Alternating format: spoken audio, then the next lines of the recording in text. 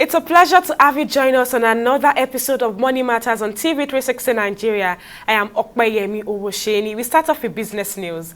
In its continued efforts to improve the value of the nation's currency, the federal government has vowed to ban person-to-person cryptocurrency trading in the naira.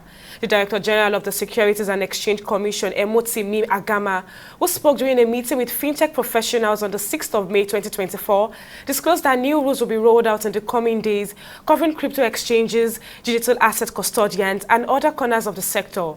The warning follows Nigeria's ban on Binance Holdings Limited, the world's largest cryptocurrency exchange, and the arrest of 2 of its executives when they visited the country in February 2024. The Central Bank of Nigeria has issued a July 7, 2024 deadline for point of sales operators to complete registration with the Corporate Affairs Corporation (CAC). This was reviewed during a meeting between fintechs and the Registrar General Chief Executive Officer Uzaini Magaji in Abuja on May 7th. Speaking at the event, the CAC boss said the 2-month dead timeline to register their agents, merchants, and individuals of the Commission was in line with the legal requirements and the directives of the Central Bank of Nigeria. The measure aims to safeguard the businesses of fintech customers and strengthen the economy. Magaji explained that the timeline for the registration, which will expire on July 7, 2024, was not targeted at any groups or individuals, but aimed at protecting businesses in the country. We'll go on a break now and be back with the latest happenings in the corporate world.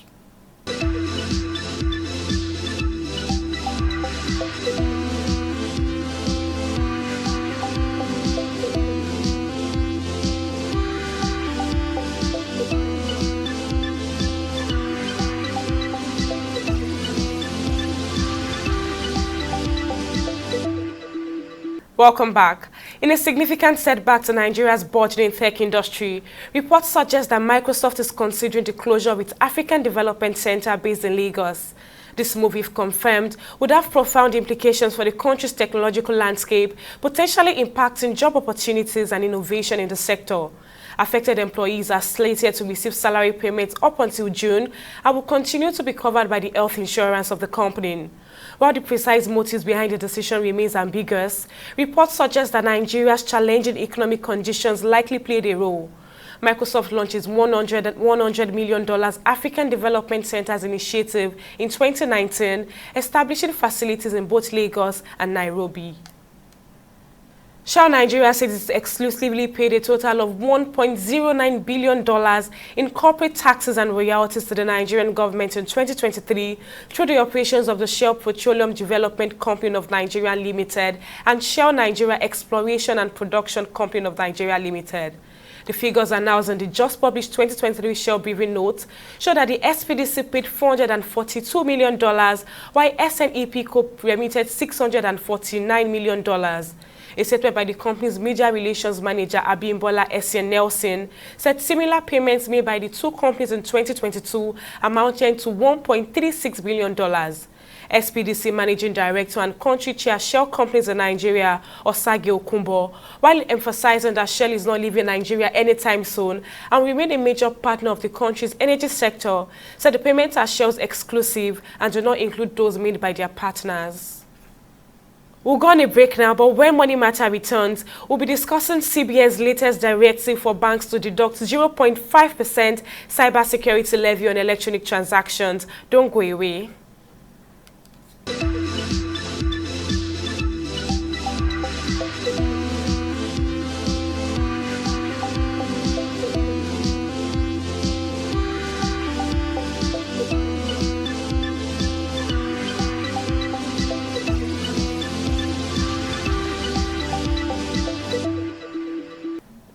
Welcome back. On May 6, 2024, the Central Bank of Nigeria directed all financial institutions to implement a 0.5% cybersecurity levy on all electronic transactions in the country. The new policy is expected to take effect in 2 weeks, according to a circular jointly signed by Chibuzo Efobi, that's the CBN's Director of Payment System Management, and Aruna Mustafa, the Director of Financial Policy and Regulation of the CBN. The CBN said the deduction should be described as cybersecurity levy. The financial regulator also said the deduction and collection of the cybersecurity levy is sequel to the enactment of the 2024 Cybercrime Prohibition Prevention Act and the Amendment Act of 2024. The Apex Bank added that the 0.5% will go to the National Cybersecurity Fund, which will be administered by the Office of the NSA. Now, for clarity, if you transfer 50,000 naira, a 0.5% of the levy, which amounts to 250 naira, will be deducted from your account. Similarly, if 100,000 naira is transferred, 500 naira will be deducted as a cybersecurity levy, while a transfer of 1 million naira will attract a levy of 5,000 naira. In addition, the CBN asked banks and other financial institutions to do a system reconfiguration towards ensuring complete and timely submission of remittance files to the Nigeria Interbank Settlement Agency. The Apex Bank also said commercial, merchant, non-interest and payment service banks, as well as mobile money operators, are expected to reconfigure within 4 weeks of the circular. The CBN also asked other financial institutions, such as microfinance banks, primary mortgage banks, and development financial institutions, to reconfigure within 8 weeks of the circular. The cybersecurity level comes with some 6 exceptions, which according to the regulator includes loan disbursement and repayment, salary payment, and intra-bank transfers between customers of the same bank, amongst others. Now, speaking on penalties for non-compliance, the CBN said failure to remit the levy is an offence liable on conviction to a fine of no less than 2% of the annual turnover of the defaulting business, amongst other penalties. This move comes amidst severe economic challenges bedeviling the country presently. Well, joining me to discuss this further is Professor Adeoye, who is a professor of economics at the University of Lagos. Thank you for joining me on the program, Professor Adeoye. Now, what do you think about the Central Bank of Nigeria's decision to implement a 0.5% cybersecurity levy on electronic transactions?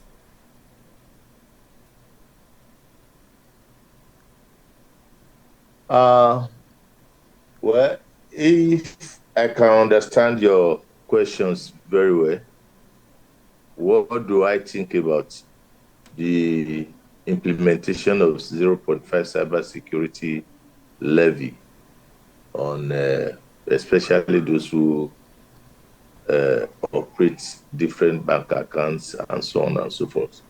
Let me also state that that law has been there since 2015, and recently the law was amended, and there were hearings from the National Assembly on that particular law.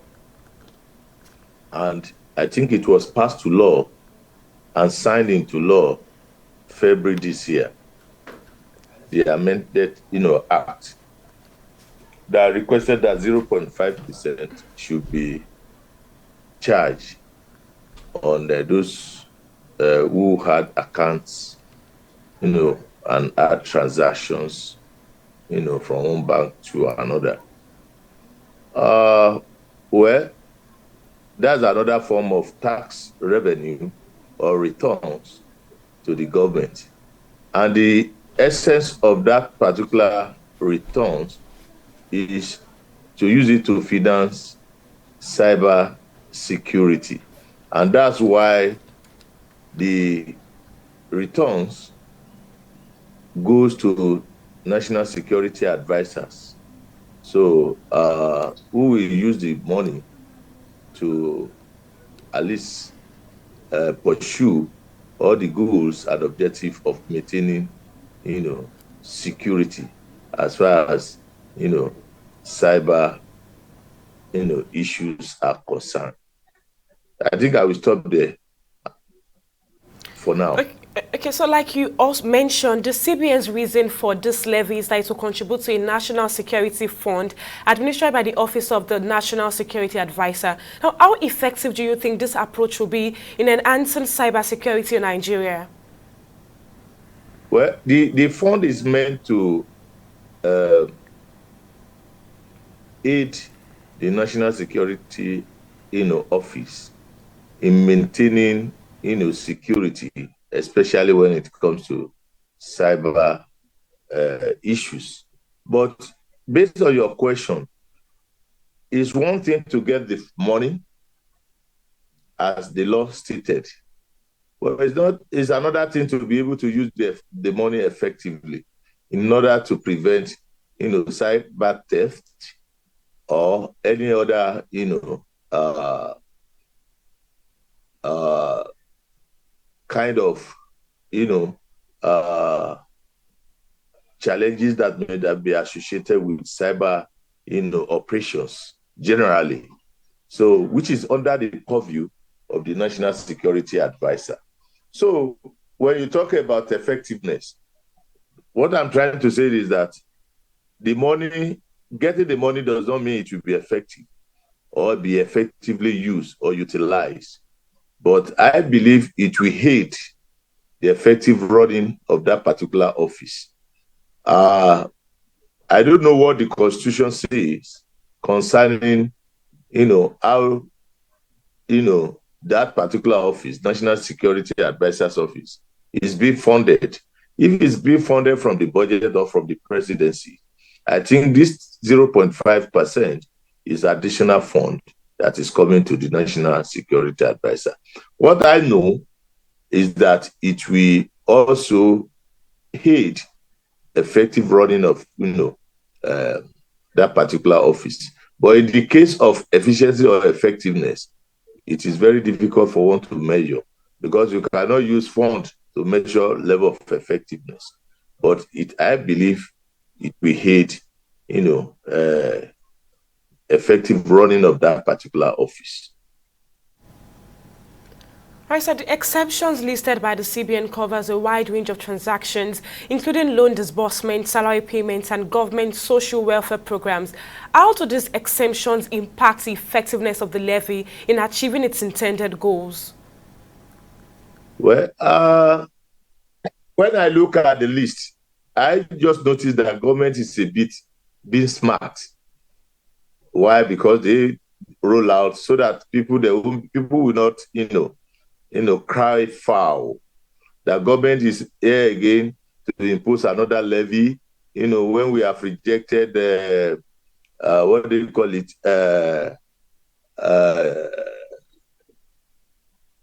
NEPA or energy, tariff that was meant to increase and also to cause, to add to the sovereign of the people. So now, why I said government is being smart is that they now came out with a list of exemptions of, transactions that are exempted from, that 0.5% levy, of which social program is also their salary and so on, because they know that will directly affect, the welfare of the people. But what I want to say at this point in time is that what about businesses that we have to pay that? Businesses that engage in transactions who have to pay that 0.5% cybersecurity levy, we transfer that same cost to the consumers because it will add to the cost of production.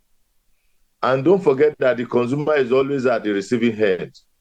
Where when it adds to the cost of production, prices of goods or services will go up and the consumer will have to buy it. Don't forget that recently, as we speak, we are in a state of stagflation, whereby we have high rate of inflation coupled with high level of unemployment. So there's the tendency for this, levy to add more to the existing rate of inflation. The inflation rate now is close to 33%. So there's the tendency for it to increase beyond that because it will add to the cost of producing goods and services. So the CBN has said that failure to remit the levy could result in penalties, including fines of not less than 2% of the defaulting business's annual turnover. What are your thoughts on the potential economic impact of these penalties on businesses in the country, considering the economic situation in the country at this time? Well, the impact is not different from what I've just analyzed. As long as you continue to, impose levies, impose sanctions on businesses, the final consumer are there to bear the brunt. They will shift the burden to the final consumer in the form of increases in prices and cost of living. So that's why I feel why CBN is putting penalty is just for them, the businesses, to make payment on time and to make returns on time, so that there won't be any defaulting businesses at the end of the day. So, but all the same, the whole essence is that the consumer will be there to bear the brunt in the form of increases in prices and increase in cost of what? Living. Don't forget that already there have been a lot of taxes outside there, and people have been, complaining of multiplicity of taxes, and it has been affecting their welfare, including those even income earners have been crying foul. And that's why the issue of wage increase and so on and so forth, people have been saying, oh, this should be rested and should be settled on time. So in order to summarize the possible effect of that levy and sanction, definitely we should know that it will, increase the cost of living. All right, so the CBN has provided a timeline for financial institutions to implement the levy and reconfigure their systems accordingly. Now, do you anticipate any challenges or disruptions during this transition period? Because it's quite a short notice, just 2 weeks. And how might this affect the financial sector generally now, given the short time frame? Well, to me, I think 2 weeks is enough. It's what they need to do online. They've been remitting other levies to the CBN. This is not only the levy they are remitting to CBN. There are other charges too that they remit to the CBN.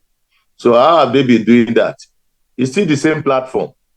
I believe it's something they can do within 1 or 2 days. So that 2 weeks to me is enough if they want to comply with CBN directive. But what I believe they should be fighting for, but it's almost late because it's a law, is to look at that rate, that 0.5%. To me, it is on the high side because it will definitely have a ripple effect on the economy as well as on the welfare of the people. Looking ahead, what do you think are the potential long-term implications of this cybersecurity level on Nigeria's financial system, the economy, and broader efforts to combat cybercrime in the country? Well, the long-term effect is such that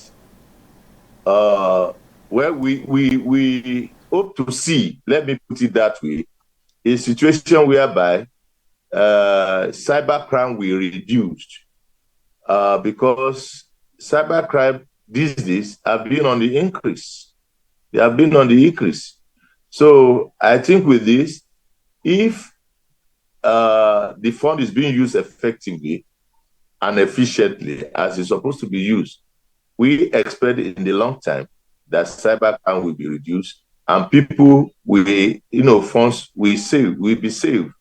So there'll be safety as far as financial system is concerned. So there'll be that confidence. So you as a transactor will, have that confidence to take your money to bank because it is safe. These days you receive alerts, especially when your one's account has been hacked into and you just receive unsolicited alerts, people taking up your money anyhow. And I think that will stop as in the long run if that particular, fund is efficiently used to combat cybercrime.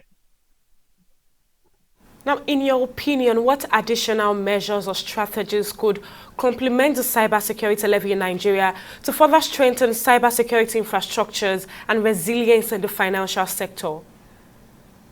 Thank you very much. It's a very good question. It's only Nigeria I've, realized that you get the information of an individual and you continue to get, at any point in time, you continue to get the biometric information of that individual. Everyone has a BVN. Everyone has NIN that is linked up with BVN. If anything happens, those in the financial sector, the operators, like the CBN, should be able to get out or to fish out the perpetrator of cybercrime. But we've had situations whereby some people money were just taken away and they could not trace it. And this most cases are as a result of the collaboration of those who work in the banks themselves.